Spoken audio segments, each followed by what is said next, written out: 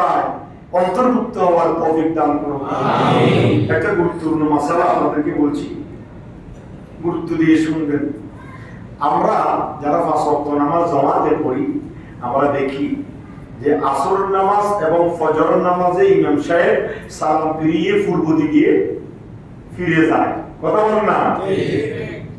কিন্তু হাদিসে পাকের মধ্যে এবং সুস্পষ্ট হাদিসে পাকের মধ্যে আছে যে শুধু ফজর আর আসর নয়, 5 ওয়াক্ত নামাজে আল্লাহ নবী রাহমাতুল্লিল আলামিন নামাজ শেষ করে সালাম ফিরিয়ে পূর্ব দিকে, সালাম ফিরিয়ে মুসল্লিদের দিকে ফিরে যেতেন। মুসল্লিদের দিকে ফিরার পরে আল্লাহ রাসূল দেখতেন যে লাহেক এবং মসবুক কিছু মুসল্লি আছে। মসবুক এবং লাহেক সম্পর্কে আপনাদের অভিজ্ঞতা কতটুকু আছে জানি না। লাহেক মুসল্লি মানে যিনি ইমামের সাথে নামাজ এক রাকাতও পায় নাই, ইমামের সাথে নামাজ এক রাকাতও পায় নাই, তিনি হচ্ছে লাহেক মুসল্লি। তিনি তো ইমাম সালাম ফিরে গেছে, মধ্যে ঢুকছে, তখন তিনি পিছনে দাঁড়িয়ে কি করতেছে? নামাজ পড়তেছে। আর মসবুক হচ্ছে ওই মুসল্লি যিনি ইমামের সাথে 2 রাকাত, 1 রাকাত, 3 রাকাত পেয়েছে, অথবা ইমামকে তাশাহুদের মধ্যে পেয়েছে, তিনি হচ্ছে মসবুক মুসল্লি। লাহেক আর মসবুক 2 ধরনের মুসল্লি। এখন আল্লাহ রাসূল বলেন, হাদিসে পাকের মধ্যে এসেছে আল্লাহ নবী 5 ওয়াক্ত নামাজ পড়ে পূর্ব দিকে ফিরে যেতেন, সামনের দিকে মুসল্লিদের দিকে চেহারা করে বসতেন, বসার পরে দেখতেন লাহেক এবং মসবুক মুসল্লি কেমন আছে। দেখতেছেন অধিকাংশ মুসল্লি নামাজ পড়তেছে। তখন আল্লাহ রাসূল সাল্লাল্লাহু আলাইহি ওয়াসাল্লাম মুসনুন যে দোয়াগুলো আছে, লা ইলাহা ইল্লাল্লাহু ওয়াহদাহু লা শারীকা লাহু লাহুল মুলকু ওয়া লাহুল হামদু ওয়া হুয়া আলা কুল্লি শাইইন কাদির, আল্লাহুম্মা লা মানি'a লিমা আতাইতা ওয়া লা মু'তিয়া লিমা মানা'তা ওয়া লা ইয়ানফা'ু যাল জাদ মিনকাল জাদ, এই দোয়াটা আল্লাহ রাসূল সালাম ফিরানোর সাথে সাথে করতেন। তারপরে করতেন আল্লাহুম্মা আনতাস সালাম ওয়া মিনকাস সালাম ওয়া ইলাইকা ইয়ারজিউস সালাম, দোয়াটা করতেন। তারপরে আল্লাহ রাসূল আনতাস সালাম ওয়া মিনকাস সালাম, আল্লাহ রাসূল হাত তুলে দোয়া করেছেন না করেছেন এগুলো নিয়ে আমাদের দ্বিধাদ্বন্দ্বের দরকার নাই। আল্লাহ রাসূল আনতাস সালাম ওয়া মিনকাস সালাম পড়তেন, এখনো সব জায়গায় পড়ে, মক্কা মদিনায় পড়ে। আপনি লাইভে যখন টিভিতে দেখবেন মক্কা মদিনার নামাজ, তখন দেখবেন সালাম ফিরানোর সাথে সাথে ওই তো ওখানে মুসলিম দোয়াগুলো পড়ে, পড়ে কি পড়ে না? এটা সুন্নাত।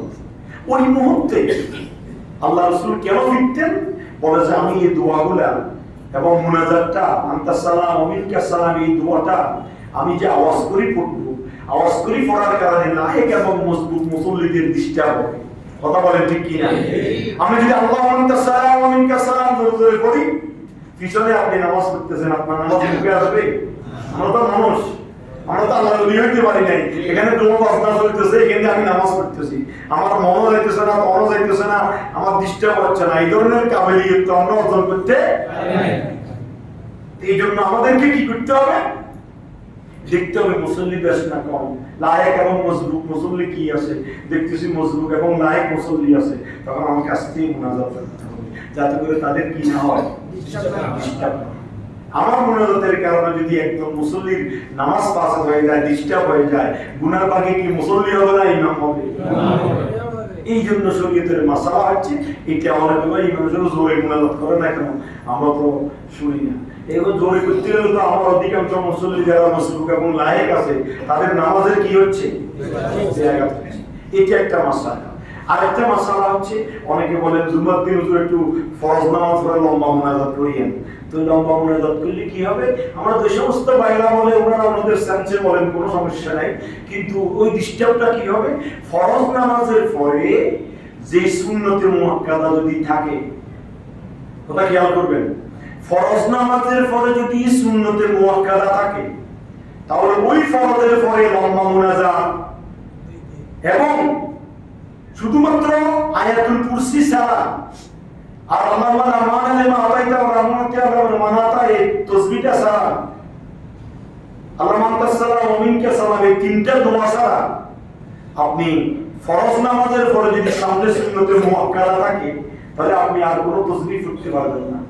আপনাকে ফরজ নামাজের পরে এই তিনটা তাসবিহ শেষ করে সাথে সাথে সুন্নতে মুআক্কাদা নিয়ত বেরিয়ে করতে হবে। কিন্তু আমার অনেক মুসল্লি দেখি বসে তসবিহ করে সুবহানাল্লাহ সুবহানাল্লাহ 33 বার, আলহামদুলিল্লাহ 33 বার, আল্লাহু আকবার 34 বার, তারপরে কি দোয়া করে ওরি বসে থাকে, তারপরে যায় নামাজ পড়ে। এটা কিন্তু শরীয়তে নাই। যে নামাজের পরে সুন্নতে মুআক্কাদা সামনে আছে, সেই নামাজের ফরজ নামাজের পরে আপনি দীর্ঘ দোয়া করার কোনো সুযোগ আপনাকে সুবহানাল্লাহ আলহামদুলিল্লাহ আল্লাহু আকবার 33 বার করে 34 বার করে পড়তে বলছে সব নামাজের পরে। সব নামাজের আপনার সময় আছে, আপনি বলেন। আপনার সময় নেই দোকানে যেতে হবে, আপনি হাঁটতে হাঁটতে বলেন। আপনার সময় নেই গাড়ি চালিয়ে দিচ্ছে, গাড়িতে বসে বসে বলেন।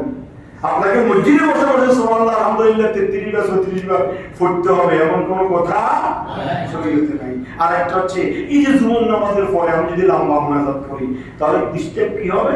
সুন্নতে মুআক্কাদা থাকার কারণে আমার লম্বা মুনাজাত করার কোনো সুযোগ নাই। তো তাদের প্রশ্ন কি, হয়তো বা তাদের অন্তরে এসছে জুমার দিন এসেছিলাম নামাজ পড়তে, একটু লম্বা মুনাজাত করলে ইমাম সাহেব একটু শান্তি লাগে, এটাই তো চাহিদা।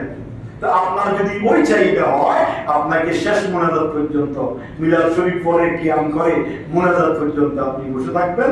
বসার পরে শেষ মুনাজাত করে তৃপ্তি সহকারে আপনি যাবেন। আবার লম্বা মুনাজাত তো করতে পারি না, লম্বা মিলাদও পড়া যায় না জুমার দিন, যেহেতু দীর্ঘক্ষণ মসজিদে বসে থাকেন, 12টার আগে এসে যান, প্রস্তুতি নিতে হয় 2টা, এরপর আমি লম্বা মুনাজাত লম্বা মিলাদ শরীফ হইলে আপনাদের কষ্ট হবে। এই কথা ইমাম মানে কি? এই জন্য আল্লাহ রাসূল সাল্লাল্লাহু আলাইহি সাল্লাম নামাজের একামতের পরে দাঁড়িয়ে পিছন দিকে দেখতেন এভাবে যে আমার মুসল্লির ধরন কিরকম, বুড়া মুসল্লি কিরকম আছে, জওয়ান মুসল্লি কিরকম আছে। আমি যদি এই দেওয়ালে মুফাসসাল, কেসারে মুফাসসাল, আওসাতে মুফাসসাল, কেরাত 3 ধরনের, মনে রাখবেন শরীয়তের মাসালা জানতে হবে। ইমামতির সাথে করলে হবে না, আর শুধু নামাজ পড়লে হবে না।